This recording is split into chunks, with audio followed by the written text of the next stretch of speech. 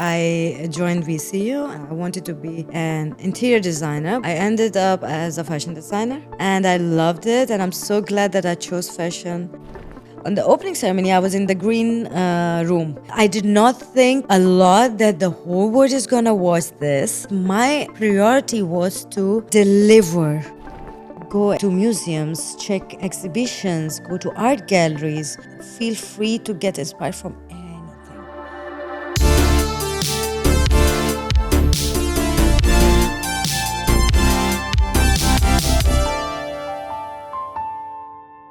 Hello and welcome back to season 2 of Ajyal Show. Costumes are more than just clothes. They are silent storytellers, showing us who a character really is without having to say a single word. Today we're stepping into the world of costume design with a Doha-based designer whose journey took her from fashion school to film sets to music videos and even the FIFA 2022 World Cup. We'll explore what it takes to design for the screen, build creative teams, and survive the hustle of production sets. So without further ado, help me in welcoming Saadia Khabab. Hi, how are you? Hi, I'm good. How are you? I'm good. Thank you so much for having me. It's my pleasure to be here. It's lovely having you here. Same, I'm super excited to hear about, this costume design fashion world. And based on that, I'd love to learn about where you actually kind of started with fashion design. Where did that love come from and how did that happen? To be honest, I think it already had in me from the beginning. When I was a kid, I did not focus on it, but I was doing these hobbies, making dolls' clothes, decorating my house with craft stuff, and a lot of things. I did not know that I'm gonna end up as a fashion designer. My plan was to be a doctor. It didn't work out, so I joined VCU. I was always interested into art somehow, but never tried to focus on it. But once I reached to a point, then I was like, okay, you know what? I have to try art now. And I joined VCU, and I wanted to be an interior designer, but I ended up as a fashion designer, and I loved it. And I'm so glad that I chose fashion as a study, because it really, really opened, and it really gave me all kind of freedom to try whatever I wanted to try, like my imagination. I wanted to make it into reality, and I think that was the best program for me.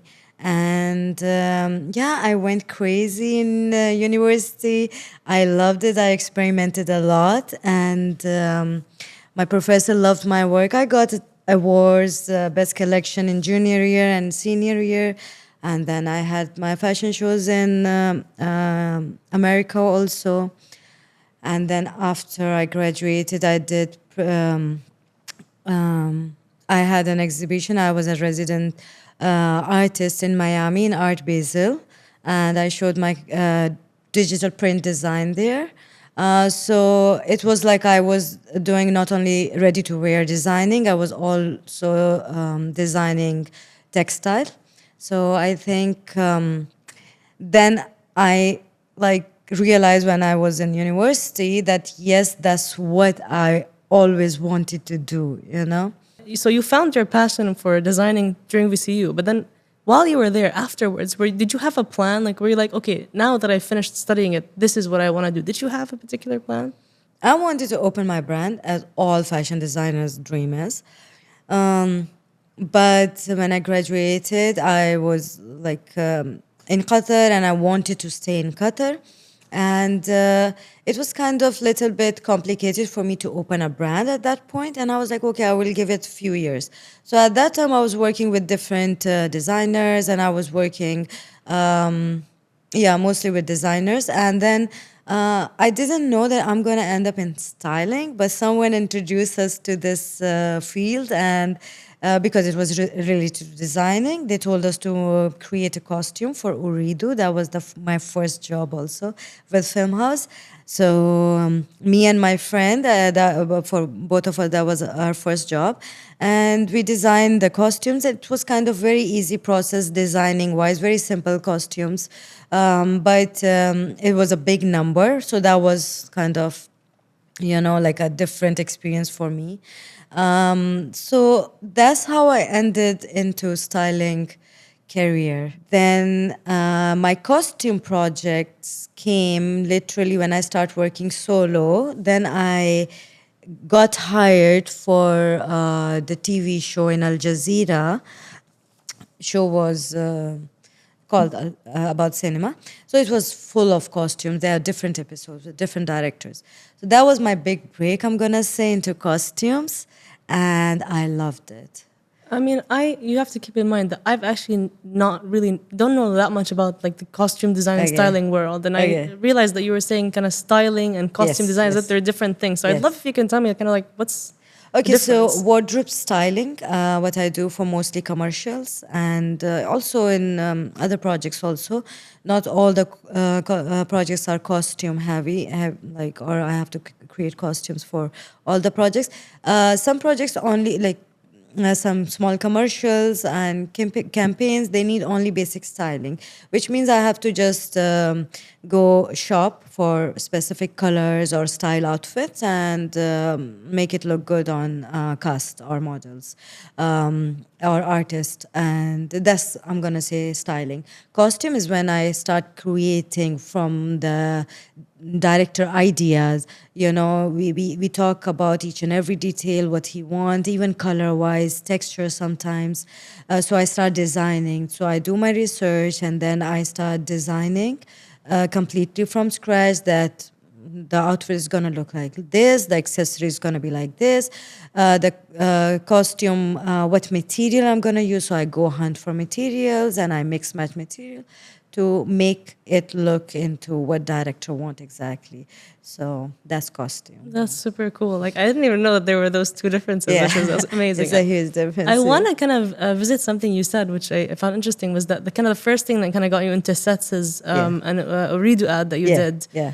I'd love for you to tell me a little bit more about that experience. Okay, so that project was, as I told you, I was doing with my friend, which was a big help. She's also a fashion designer, so we both are kind of on the same page. They told us the cost was, I think, 100 plus. Okay, so there are 5, 6 different kind of costumes, and like a group of people were wearing same costumes. So we had to get the material, and we had to, after discussing with the director that this fabric is gonna go with this look, we had to get literally rolls, and I have tailors. I gave it to different tailors to make sure that it is done on time, because we had very limited time, which is another thing in this field, that we have very less time always to create some costumes. So anyways, the everything, like making the costumes and layers and everything, that was the easy part. The hard part was, I'm gonna say, on set, when I had to deal with all this big number of cast and need to make sure that they are all ready, fully ready at specific time. So I did not expect that, how hectic it's gonna be. And it was literally me and my friend, and they provided some help, but we did not have a lot of help at that time. One thing I really love is music. And it's really cool for me that you got to work on music videos for the FIFA World Cup as well, which is insane. And I'd love to hear about how that was like, being on set on a music video, creating costumes. Yeah. It's a very fun shoot. Music videos are always fun. So I work with so many artists. Very beautiful experience working with them. So they all have their own style. The thing about, it's very energetic on music videos. The set environment, everything is very energetic, and you see everyone, because it's like, of course, a lot of dancing, and then with background extra, the dancers, have a very good energy which keeps us going, and it's always fun, because if you see the music videos, we did some, I'm gonna say, very nice trendy styling, which I did not get chance to do on regular projects or films or, on commercials also. But I had freedom to, make them look trendy, but in a modest way. For example, this wigs one, they wanted white, all white. It should be all white. But so what I did for him was, I know that all the background extras are gonna wear white, so I wanted him to look a little bit different. So I had him in white, but it has a little bit blue detail, so he's like he stands out all white. So like this kind of thing. But this is kind of his style, what he was wearing. How did you deal with that pressure, knowing that you were working on, costumes and videos that everyone all around the world is going to see? How did you deal with that type of pressure? When I was working on those videos, my main priority was to deliver what they are asking. I did not think a lot that the whole world is gonna watch this. That's gonna happen. My thing was I needed to just finish on time because I didn't have time. Also, I need to make sure that it is according to what the director wants, what the production designer wants. We had a production designer in FIFA music videos and all the projects. So we need to make sure that everything is like what they want and what they're looking for. So I was just focusing on that because it was a lot of work. I had help, but still thinking-wise, creative, designing-wise, I had to do that. And I think that's what I was saying in the beginning, like under pressure, I worked so good. And I was just focusing on the designing part, making them. I did not focus on that the whole world is going to see it. Once the opening ceremony happened, then I realized, oh my God, it's a big thing. On the opening ceremony, I was in the green room watching from the screen live, okay? When it started, oh my God, then I realized, oh shoot, it's like a huge thing. When this showed the whole stadium, and when I realized it's live on so many channels, my parents were watching it. And then I was like, oh my God, it's a huge thing. And it was so emotional for us also because we were working on FIFA from long time. And for us, it was so emotional. It was like, oh my God, we did it, kind of, like literally, like now I'm just talking about it, I got goosebumps. Like it was very, very personal, beautiful experience for us. And we all felt so proud that yes, Qatar did that thing, because everyone had doubt that how it's gonna be their opening ceremony or in general the whole FIFA. So we, of course, we all had a lot of pressure because of that we need to deliver well. And it was beautiful. So you talked about kind of how the different types of projects differ. Mm-hmm. I want to talk more about the process. Yes. So imagine that you get a brief, let's assume for a series, right? And then you have the script. So what happens then? How do you come up, what is the design process? Okay, so for example, in series, if I'm like a cinema show, when I was doing it, it was different episodes, different directors. So I had to, the production producers, they give me the script. I read the script and then I go to the director with my questions. I read everything. I'm note, okay, this is this cast. The first scene where he is, he's outdoor, he's indoor, what he's doing exactly. I need to write down all these things. And then when I'm reading the script, I need to also know that how he is, like what's his personality is, what age he is, where he's living, is he so many stages, he's married, he's single, he's a teenager, kid, like all these things of course matters. Where are they living, where they came from, basically, what their background is.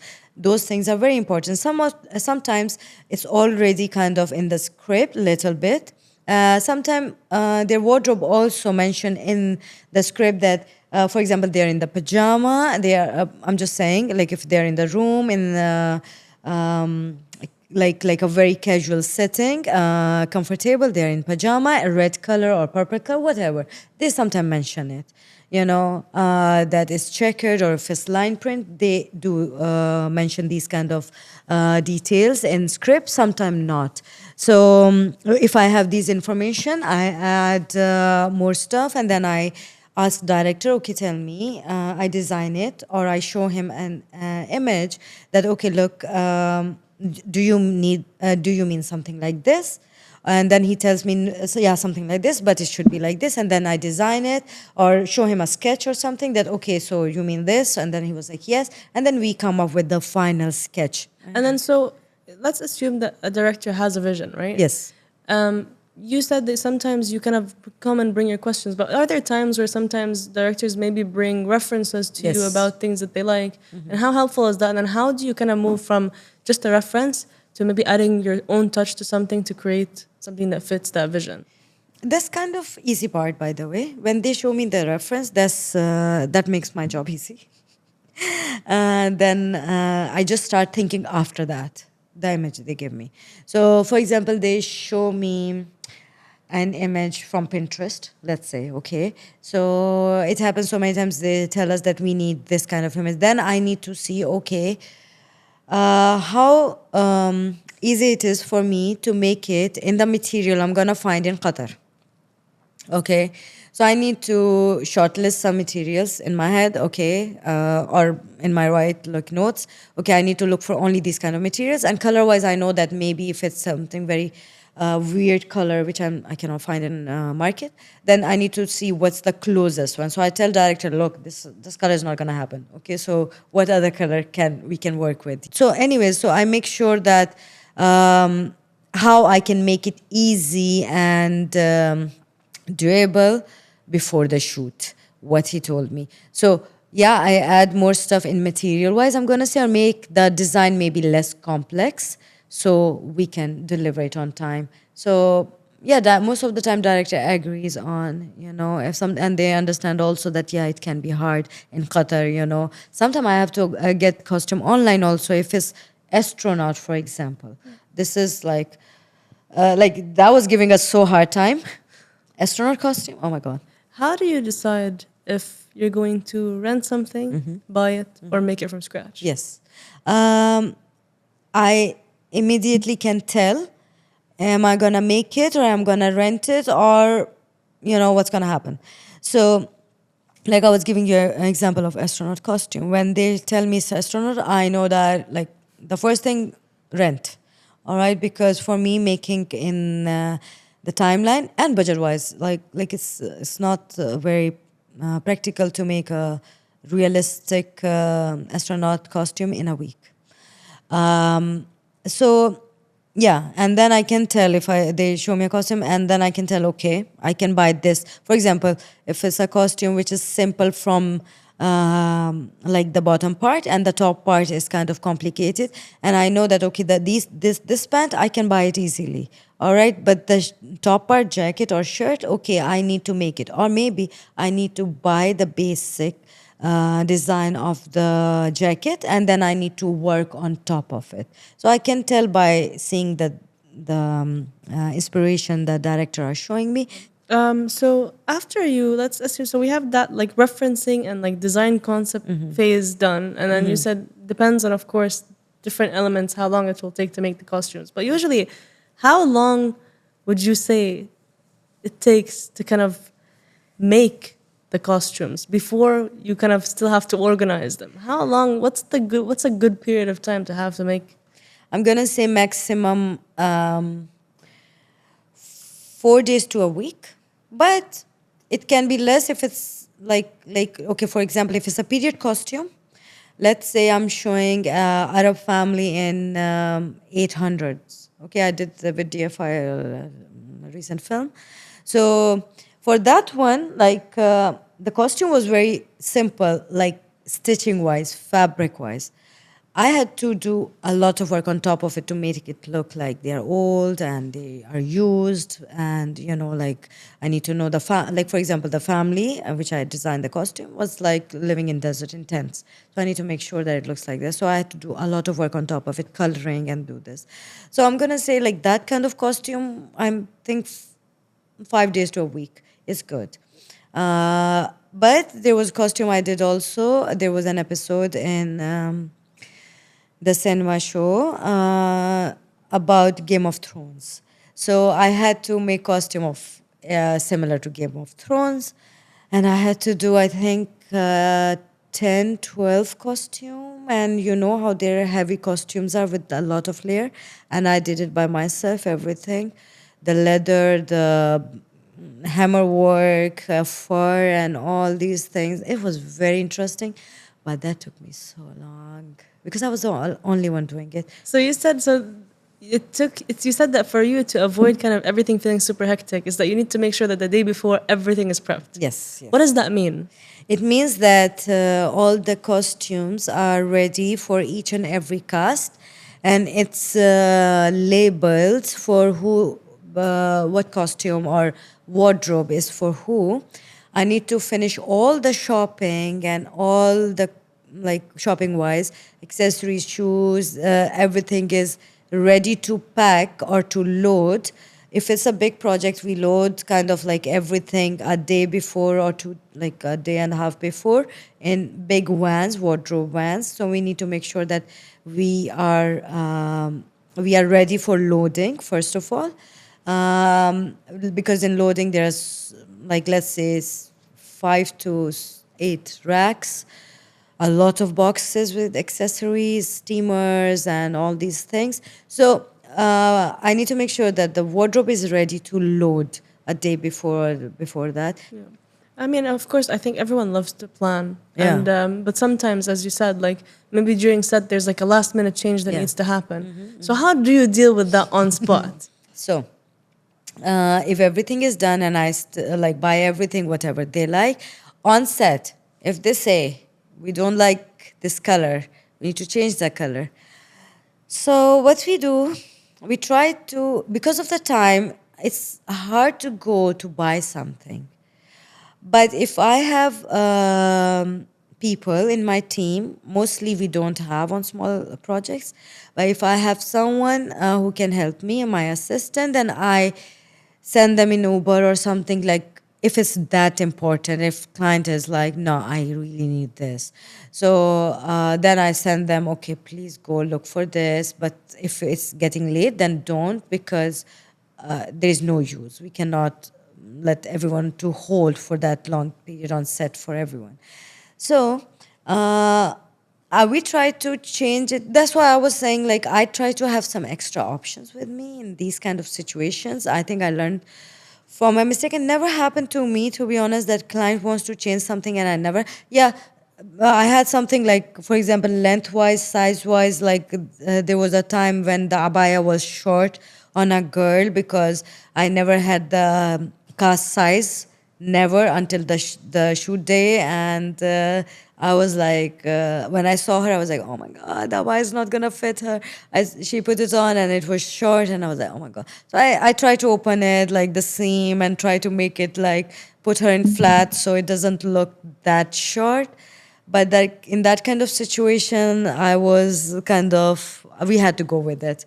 Like we had to hide her behind people so we don't see that our abaya is short. Because the client asked me, okay, the abaya short. I was like, yeah, so I asked for the size, no one gave me, I don't have any other option. So we need to work with it. I'm curious to hear, what would you say is maybe the toughest part about being a costume designer? Deliver it on time. For me, to be honest, creative process is not hard, because that's what is the most interesting part for me. The process to make all these costumes into reality. That part for me is very interesting, that I like focus on it a lot. I don't feel that it's stressful. Just the stressful thing is only timeline. because I don't have a lot of time, and then I need to stop somewhere myself. I need to stop myself. I keep going because I was like, okay, maybe I can add this, maybe I can add this. So that part is hard for me, when to stop. And also, of course, but that's kind of from the beginning, I need to make sure that everyone is on the same page, the director, the client, and me, and the production designer, if it is in the middle. We are all on the same page. What I'm trying to do, they know, like, that's what they want, you know. So this is kind of a challenge sometimes, but mostly it's like it goes well, you know. So to make sure that the client is okay and that's what they love. And also some costumes, I need to make sure that they are comfortable wearing it and performing in it. Sometimes the costumes are very complicated, and I know that if they're gonna perform, it's gonna fall apart. But so I need to make sure that I'm ready for all this thing mentally on set, to make sure that it happens to me a few times, but I managed it somehow. But I learned a lot from the first costumes I made, that this is the most important thing. So when I'm making costume, I need to make sure that things doesn't go, like, they don't fall apart during performance. So you said that's the toughest part of the job, is kind of meeting the deadline. Yes. And creatives are hustlers, Yes. like they always are going from one project to the other. Yeah. How do you manage things like burnout? Because I'm sure if you're like constantly working that creative muscle, and I have a set and sets are hectic, So Yeah. how do you manage that? I just, after every a hectic project or big project, I think I don't need a lot. I just need a day or two to rest in my home with my cats and family. I think physically I am so used to since university, but this job required a lot of physical effort. And I think you need to be physically strong. So the good thing is, like, I used to go to gym a lot before I joined this career. Now I cannot, but before, yes. So I think I am good with that part. So I drag stuff. Like, I know people come to me and they were like, "Let me help you." I was like, "No, it's okay. I can do it. I can do it." So I do that. So it's like physically I get so tired also, of course, but still I can keep going. Like, I have, like, I can do that. So. But I think 1 day, 2 days rest in home, and sometime maybe massage after that can work, and I get back to it. I cannot stay for so long without work, because I've been doing this since university. I have to, like, every day kind of, we are like used to train to think creatively every single day. When I don't do this, I don't feel good. I want to get some challenge. I want to think about some creative part every day a little bit. So I do a lot of research when I'm in home and not doing anything. Just random research about trends, about fashion, about like not about that, even architecture. I was telling you, I love, and most of my inspiration when I was studying came from architects also. About everything, like there are like animations, like different kind of art. I just do check everything. So that's what I do in my free time. Yeah. And then now, when you're moving from project to project, has there ever been a potential project that you could have worked on that maybe you said no to? Oh, yeah. And why? Like, why would you say no to something in particular? Is there a particular thing about it? So, look, to be honest, if it was very creative and something very different, which is not happening in Qatar, if I get that kind of project, I don't say no. I don't say no to them, because I know that it's so hard as a costume designer working in Qatar, because we are not it's not a big, film industry in Qatar. So it's like once in a blue moon, we're hardly going to get that kind of project which I'm looking for. So I prefer a good, like that crazy project on a regular project, so. Now, you, of course, I'm sure you've met many other costume designers as well through your journey, and I think you can definitely reflect on yourself and who you've become maybe as a costume designer. Mm-hmm. But for someone who's kind of watching this, who might have those aspirations, what do you think makes a good costume designer? Be open to just get inspired from every little thing I'm gonna say. Or there inspiration everywhere. It's not only in like online, all right, on let's say on not only on Pinterest, all right. If you want inspiration, if you want to get inspired, it's around you. Like you see people, like how we were talking about before, meeting people, you know, their own, like I'm not gonna say only styling wise, it's an artist. Like you need to be aspiring art to be or fully put yourself in designing, you know. So you need to be not only check costume designers or fashion designers to create something. You need to check around different variation of art and get inspired from there. There are different inspiration you get through colors, through textures. So just be very open and think like just not only focus in fashion or like costumes. I'm gonna say that that's the last thing you need to do your research. First, check other stuff, which is like check other artists, sometimes paintings, you know. Like so, these things are so important to see how you're gonna work color wise, how you can mix different kind of sometimes prints, sometimes you know like textures, see sculptures, you know, around you, like they inspire you. So all these things, see them, and then do your costume related research or fashion related research. That's the last thing, because that's the end, Yani. You know, like you know that you're gonna find what you're looking for there. But the thing is, if you do your research first there, you're gonna get stuck only there. You're not gonna try to think outside the box because you already have these images in front of you, and your mind is like, okay, this is the image you need to create. So I'm just gonna say that uh, go like to museums, check exhibitions, go to art galleries, you know, like listen to artist talks, different medium, you know, like doesn't mean that it needs to be design related. So these things inspired you. So yeah, do that a lot. And the good thing in Qatar is that there are a lot of exhibitions are now happening. Museums are beautiful now. And then you go and like I literally spent some time like on my research when I had to do it. I literally spent hour in front of one, you know, like section and see each and everything and get just inspired. Oh my God, how did they think about it, you know? So like all these things inspire you and think you differently. So yeah, just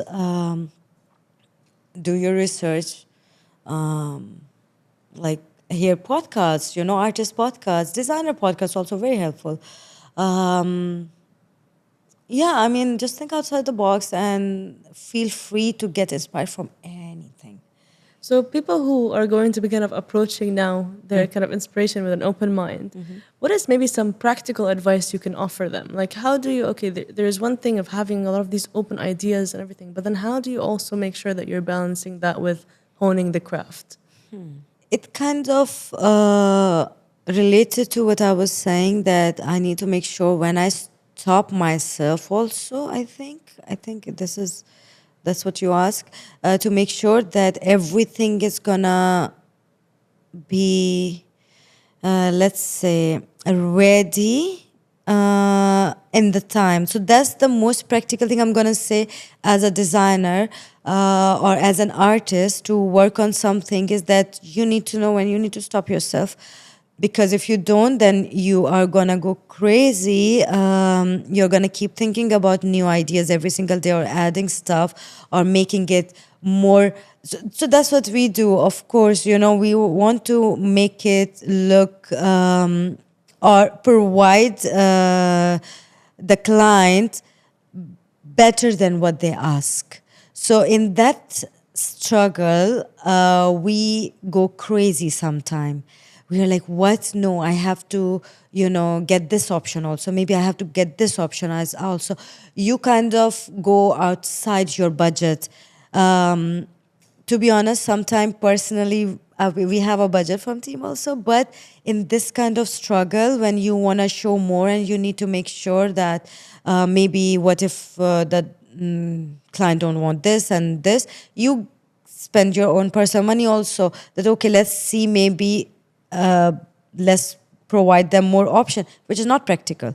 So don't do this. And be very patient. To be honest, this field requires a lot of patience, a lot. So you need to make sure that you focus on your work and try to make sure that what your job is on set to do is to make sure that you make everyone ready before they start shooting or something. We have the call time, of course, for everyone. So we need to make sure. So beside that part, I feel like ignore everything. Ignore all the other things. Just focus on that part. And if something bothers you or something, leave it till the end. And then address this with the production or something if something bothers you, literally, because these things happen a lot. Not everyone understand, or because you work on your own pace, and then there are so many people involved, and sometimes you don't like a lot of things happen on set, and so don't take it personally. It's just like still focus on your work and address that part in the end when the shoot is finished, done. These things are, so that's why I'm saying you have to be very patient in these kind of things. So I don't know how I have that, but I think I am doing it good. But when I see my team, they get so stressed sometimes, and then I understand that most people can, kind of lose because it's so stressful sometimes. So they can, just lose it. I've seen people crying also a lot, and these kind of things. So I feel like that's so important for you to just focus on what you are going to do on set, mentally prepare yourself for that, and just ignore other things. That's very important. Saadia, thank you so much for taking me through the world of costume design. Yeah. I think that the next time I sit and watch anything and I look at the costumes, I'm Right? going to have 100% more appreciation for all the work and creativity that goes there. So thank you for sharing your passion, and thank you for letting us into this beautiful world. Okay, thank you for having me. It was wonderful, wonderful, talking to you. And I hope you got all the answers you're looking for.